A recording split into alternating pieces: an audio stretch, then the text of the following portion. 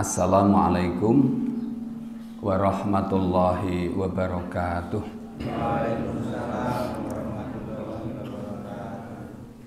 Alhamdulillahi rabbil alamin. Alhamdulillahi haqqa hamdih wa syukru lillahi haqqa syukrih. Asyhadu an la ilaha illallah wahdahu la syarikalah wa asyhadu anna Muhammadan abduhu wa rasuluh. Allahumma salli wa sallim ala nabiyyina Muhammad wa ala alihi wa sahbihi ajmain. Amma ba'du. Ibu, bapak, adik-adik jamaah sekalian rahimakumullah. Mari kita lanjutkan kajian kita ba'da subuh ini dengan seksama. Mudah-mudahan Allah memberikan kemudahan kepada kita semua untuk memahami ilmu yang Allah berikan dan ilmu yang Rasulullah telah ajarkan kepada kita semua. Dengan kita memahami ilmunya, insya Allah kita akan menjadi orang yang baik. Karena memang ketika Allah menghendaki seseorang menjadi baik, maka yufaqihu fiddin, orang itu akan dipahamkan terhadap agamanya. Pada kesempatan pagi hari ini akan kita lanjutkan kajian kita kemarin sore dan beberapa waktu yang lalu, masih seputar akhir Ramadan secara khusus dan amal terakhir secara umum. Ini perlu kita ingatkan terus Bapak Ibu. Saya matur, amal terakhir itu ngeri-ngeri sedap nih. Ngeri-ngeri sedap. Jadi ada ngerinya juga ada sedapnya. Nanti kita sampaikan yang ngeri seperti apa, yang sedap seperti apa. Di grup Padasan sudah saya share tadi jam berapa tadi ya, 2:30 barangkali, lebih dikit. Karena memang materi saya buat tadi malam, tadi pagi bukan tadi malam, jam 2:30 dan sampai sekitar 2:30 saya kirim di grup Padasan, walaupun saya tidak begitu yakin itu dibaca. Namun paling tidak dari 100 lebih anggota grup, kalau ada 20 orang saja yang membaca, itu tentu sudah hal yang luar biasa. Syukur lebih dari itu. Setidaknya Bapak Ibu, ketika ada catatannya, nanti ketika penjenengan lupa dengan apa yang kami sampaikan, nanti masih bisa dibuka. Jadi ibarat ilmu itu ibarat burung, maka catatan itu adalah sangkarnya. Nek mboten diwadahi sangkar mesti bablas, nek lali lean goleki ten pundi wis kangelan. Maka kita buatkan beberapa poin terkait dengan hal-hal terakhir. Saya beri judul episode terakhir adalah penentunya. Sekali lagi, ini ngeri-ngeri sedap Bapak Ibu. Coba kita lihat yang pertama, poin yang pertama, ada satu kisah dalam sebuah hadis riwayat Al-Bukhari. Pada saat itu seorang sahabat, yaitu Sahal bin Sa'ad As-Sa'idi, dia menceritakan bahwa suatu ketika Nabi Shallallahu Alaihi Wasallam pernah melihat ada orang yang membunuh orang-orang musyrik, dan ia adalah seorang prajurit Muslim yang gagah berani. Tetapi anehnya, beliau Rasulullah justru ngendika begini, siapa yang ingin melihat seorang penduduk neraka, silahkan lihat orang ini. Yang dimaksud adalah prajurit muslim yang membunuh orang-orang musyrik itu. Siapa yang ingin melihat penduduk neraka, maka lihatlah orang ini, kata Rasulullah. Nah, kemudian kontan ya, seketika ada seorang yang kemudian selalu mengikuti prajurit itu. Wong jelas dia adalah seorang prajurit perang membunuh orang-orang musyrik, kok Nabi ngendika kalau ingin melihat penghuni neraka maka lihatlah orang ini. Maka diikutilah prajurit itu sampai suatu saat dia melihat prajurit itu terluka. Dan kemudian pada saat terluka dia menyendiri begitu, dan karena menahan rasa sakitnya maka dia kemudian mengambil pedangnya dan ditusukkan ke dalam dadanya sendiri. Dalam pikiran dia tidak ada orang yang tahu, tapi orang yang menguntit itu kemudian melihatnya. Maka selanjutnya Rasulullah ngendika, sungguh ada seorang hamba yang menurut pandangan orang banyak mengamalkan amalan penghuni surga, namun berujung menjadi penghuni neraka. Sebaliknya ada orang yang menurut pandangan orang banyak dia melakukan amalan-amalan penduduk neraka, namun berakhir dengan menjadi penghuni surga.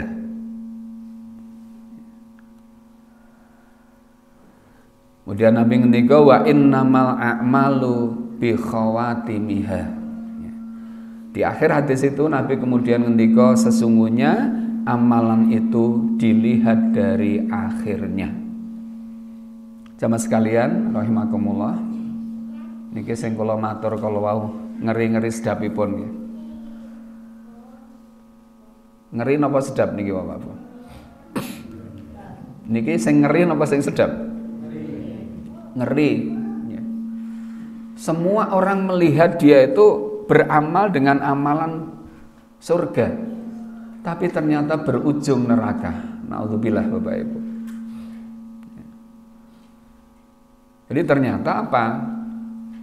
Orang itu di hatinya ada sesuatu yang tidak diketahui oleh orang lain. Ternyata di hatinya menyimpan sesuatu yang menjadikan sebab dia melakukan hal yang buruk. Secara zahir dia beramal surga dan semua orang melihat, semua orang mengakui. Namun ternyata yang terjadi justru sebaliknya. Ya. Maka sekali lagi intinya adalah yang akhir itulah yang menentukan.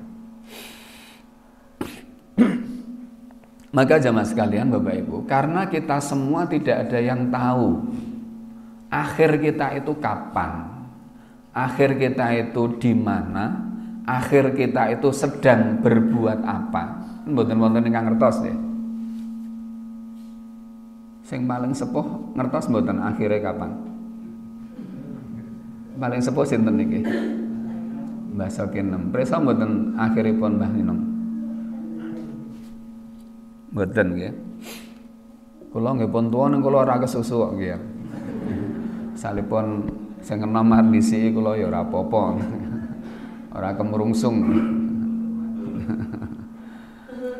Kita tidak tahu akhir kita itu kapan, akhir kita di mana, akhir kita sedang ngapa itu.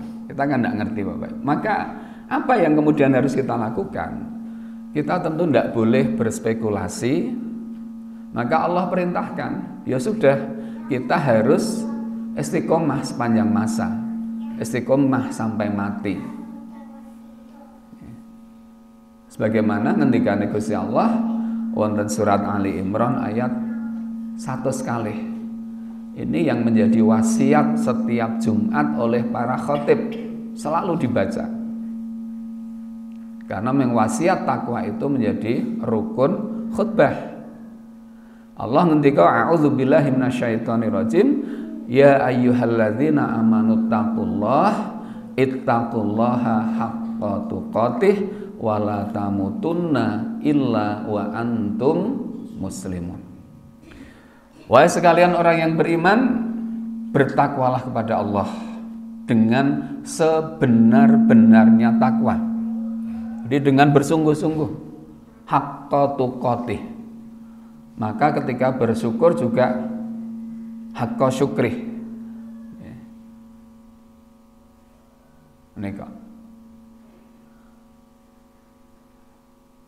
Kemudian Allah wanti-wanti wala tamutunna illa wa antum muslimun, dan janganlah kalian mati melainkan dalam keadaan muslim, dalam keadaan berserah diri, dalam keadaan taat. Artinya istiqomah. Jadi istiqomah sampai mati itu adalah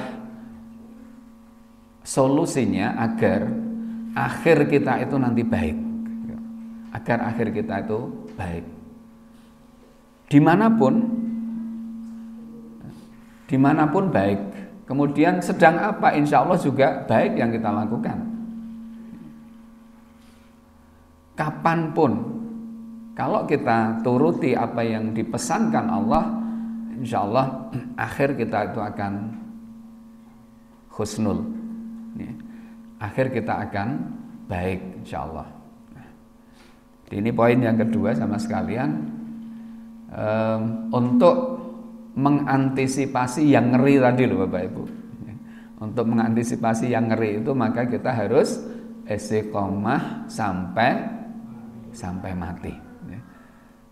Istiqomah sampai mati. Kalau ben kula matur, kita mempertahankan Islam, menjalankan Islam dengan sebenar-benarnya itu tidak lama, hanya sampai mati. Mungkin nek pun mati pun rampung. Besok di akhirat pun mboten wonten doyak-oyak kon ngaji melih pun mboten wonten, Bu. Ning akhirat wis ra doyak-oyak kon salat, kon poso pun mboten. Besok gerek ngunduh wahipun. Kenapa kita harus istiqomah sepanjang hayat Bapak Ibu? Karena yang namanya hati Bapak Ibu sekalian, atine sinten mawon kula panjenengan sedaya menika gampil molak-malik.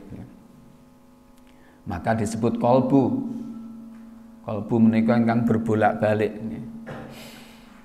Ila As-Sauri nika ngendika, hal yang paling sulit adalah meluruskan hati, meluruskan niat.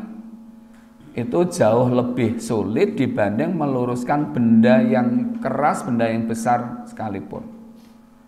Nek nglempeng wesi ukuran sing paling gede ukuran pinten? 18 misalnya pun. Niku dilempeng, nek pun lempeng insyaallah wis ora bengkok-bengkok melih.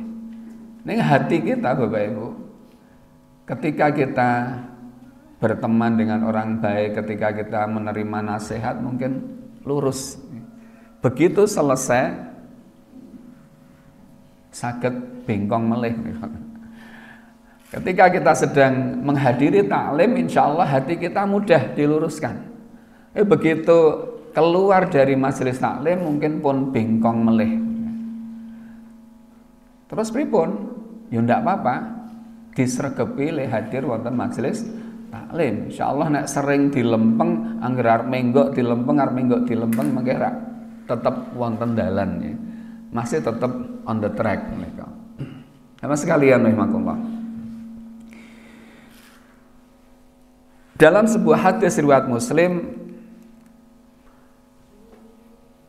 dikatakan oleh Rasulullah bahwa inna quluba bani Adam kulluha baina asbaini min asabi'ir rahmani kaqalbin wahidin yusarrifuhu haitsu yasha. Tsumma qala Rasulullah sallallahu alaihi wasallam, Allahumma musarrifal qulub Sharif qulubana ala ta'atik. Saya mendengar Rasulullah bersabda, sesungguhnya kolbu ini hati-hati keturunan Adam itu berada di antara dua jari-jari Allah, laksana satu hati. Allah membolak-balikkan sesuai kehendaknya.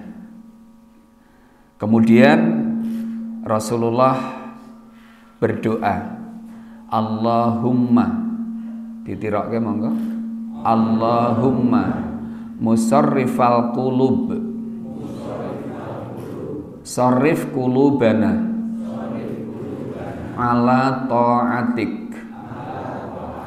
Allahumma musarrifal qulub, sarrif qulubana ala ta'atik. Sareng-sareng, Allahumma musarrifal qulub, sarrif qulubana ala ta'atik. Sepisan malih, Allahumma musarrifal qulub, sarrif qulubana ala ta'atik. Ya Allah, Zat yang membolak-balikkan hati, palingkanlah hati kami kepada ketaatanmu. Hadis riwayat Muslim. Terus atine awak dhewe perlu didongani Bapak Ibu, disuwunke donga dhateng Gusti Allah, zat yang memang membolak-balikkan hati. Mila nek wonten wong kok mleta-mleto, mencela-mencele, leda, lede dan sebagainya. Niku pancen ati niku nggih ngoten nika. Kalau kemudian tidak kita mohon kepada Allah agar dijaga, lah mengke nek ngoten niku terus sing dadi repot. Mas sekalian rahimakumullah. Maka karena yang menentukan itu yang akhir,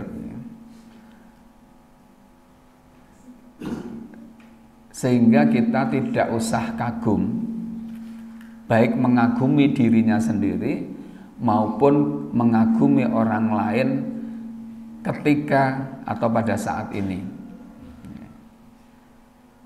Kenapa? Karena bisa jadi orang yang sekarang kita kagumi besok sudah masuk bui. Yang sekarang kita sangat banggakan ternyata besok sudah jadi tersangka. Yang sekarang dimuliakan besok sudah menjadi orang yang sangat hina. Itu sangat mungkin Bapak Ibu. Karena tadi hati itu bolak-balik nih. Rasulullah dalam sebuah hadis riwayat Ahmad wanti-wanti, janganlah kalian terkagum dengan amalan seseorang sampai kalian melihat amal akhir hayatnya. Terus nek sakniki ndelok misalipun seorang yang amalnya itu baik, rasa gumun. Nek sesuk terakhir ini pripun ngoten lho. Karena belum selesai ya. Sekarang kan belum selesai Bapak Ibu. Sampai nanti kita melihat bagaimana akhirnya. Ujungnya niku mangke dos pundi itu. Nah, jangan sampai kemudian ketika sekarang kita kagumi ternyata akhirnya jelek, akhirnya buruk. Saya lanjutkan, karena mungkin saja seseorang beramal pada suatu waktu dengan amalan yang saleh, yang seandainya mati maka ia akan masuk surga. Akan tetapi ia berubah mengamalkan perbuatan yang jelek atau amalan yang jelek. Atau mungkin saja ada seseorang yang pada suatu waktu beramal dengan suatu amalan yang jelek, tapi mungkin saja pada waktu yang lain dia beramal dengan amalan yang baik, amalan yang soleh. Oleh karenanya, jika Allah menginginkan satu kebaikan kepada seorang hamba, maka Allah akan menunjukinya sebelum ia meninggal. Ya, kemudian para sahabat bertanya, apa maksud menunjuki sebelum meninggal ya Rasulullah? Gitu. Maka kemudian Rasulullah menjelaskan, yaitu yuwafituhu li'amalin salih thumma yakbiduhu alaih. Jadi saya ulang, ketika Allah menghendaki seseorang itu akan menjadi baik, Bapak Ibu, maka Allah akan menunjukkannya ya, sebelum meninggal. Kemudian para sahabat sami nyuwun prisa, ingkang dipun maksud menunjukinya menika dos pundi Rasulullah? Ajeng Kanjeng Nabi nerangken, yaitu memberikan taufik untuk beramal soleh dan mati dalam keadaan seperti itu. Ditunjukkan, diberi taufik itu diringankan, dimudahkan Bapak Ibu. Biidznillah. Biidznillah napa ndelalah? Neng gampang ndelalah ya. Aslinya biidznillah, dengan izin Allah. Jadi dengan izin Allah, orang itu ditunjuki untuk beramal soleh sebelum meninggal Bapak Ibu. Sebelum meninggal ya bisa 1 minggu, bisa 1 hari, bahkan mungkin bisa 1 jam sebelumnya. Dan mati dalam keadaan seperti itu, dalam keadaan beramal soleh itu. Maka kemudian ini yang menentukan. Nah niki sing ngeri napa sing sedap niki? Niki sedap niki. Tapi kan kita ndak boleh kemudian nek ngono saiki foya-foya saiki berbuat maksiat, berbuat dosa, sesuk sing penting terakhir iki. Nek terakhire pas foya-foya niku. Pas terakhire mendem kaya sing wingi ten pundi wingi, Bandungan nggih. Cah putri ayu bening nyolong motor nggih. Nek ngoten niku terus agak nyolong mlayok terus tes mati ngoten. Ini masih diberi kesempatan untuk bertobat maksudnya kan. Sama sekalian Allah menika sedapipun ya. Artinya Allah itu kalau menghendaki seseorang menjadi baik, maka bisa jadi sudah pada injury time ya, masa-masa akhir itu pun meh limitipun. Nek Gusti Allah ngersakaken sae tiyang menika ditunjuki untuk berbuat kebaikan. Mungkin hanya saatan Bapak Ibu, hanya 1 saat bisa jadi. Maka panjenengan kan nate nggih kok bilih mresani wonten tiyang sing maune wis jan ora kaya-kaya wis. Nek didelok nom-nomane gitu wis ora ora KLP ning kok yo biidznillah kalau ndelalah. Sebab niku ora napa sepele ya. Bisa jadi yang menjadi asbab itu sepele Bapak Ibu. Kalau wingi kalau pas kalih ten pundi wingi nyetel radio MQ wingi ada seorang pegawai rumah sakit yang dia orang Nasrani sampai baru kemarin tahun 2017 kemarin memutuskan untuk menjadi mu'alaf ya karena dia setiap hari melihat orang sakit ya, melihat jenazah. Akhirnya kemudian dia belajar, dia mencari dan itu ketemu di dalam Al-Quran, ketemu di dalam hadis Rasulullah.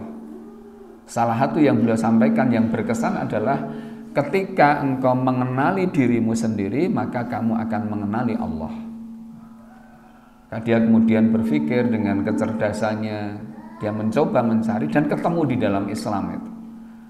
Kemudian memutuskan masuk Islam dan menjadi seorang muslim yang taat, bahkan ilmunya sudah melesat melebihi yang Islam sejak lahir seperti kita. Sama sekalian rahmatullah. Maka aktivitas kita yang terakhir itulah yang akan menentukan kita. Jadi aktivitas kita yang terakhir. Sebagaimana dalam hadis riwayat Ahmad dikatakan, man qala la ilaha illallah ibtigha'a wajhillah khutima lahu biha dakhalal jannah. Barang siapa mengucapkan la ilaha illallah karena mencari wajah Allah, karena mengharap ridha Allah, terus le maca niku ming mergo golek ridane Gusti Allah, mboten mergo krana liya-liyanipun, mboten krana mergo ada sesuatunya, tetapi hanya karena mencari ridha Allah. Kemudian amalnya ditutup dengannya, artinya itu menjadi amal terakhirnya.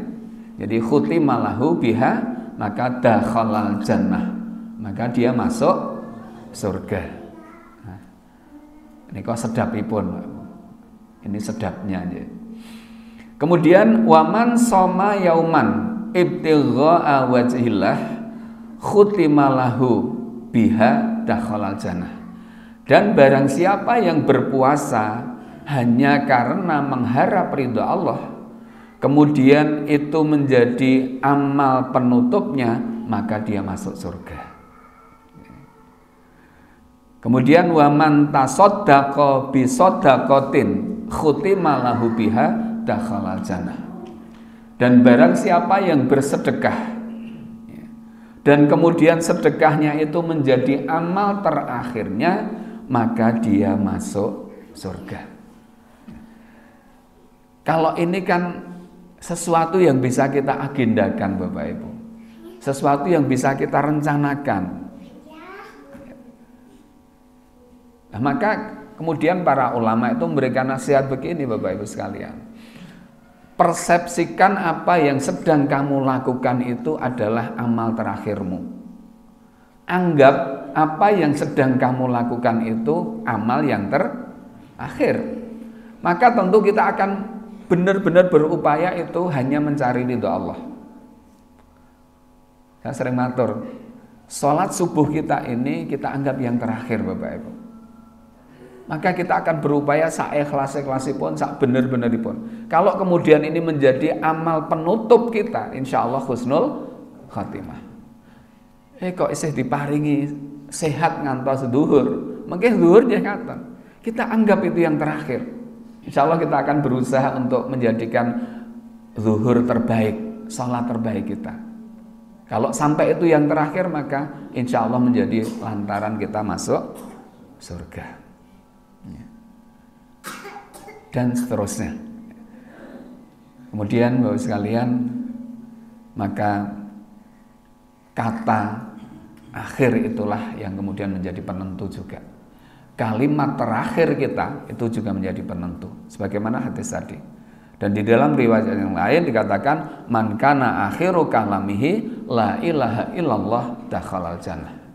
Barang siapa yang akhir ucapannya adalah la ilaha illallah, maka masuk surga. Maka di sini pentingnya talqin Bapak Ibu.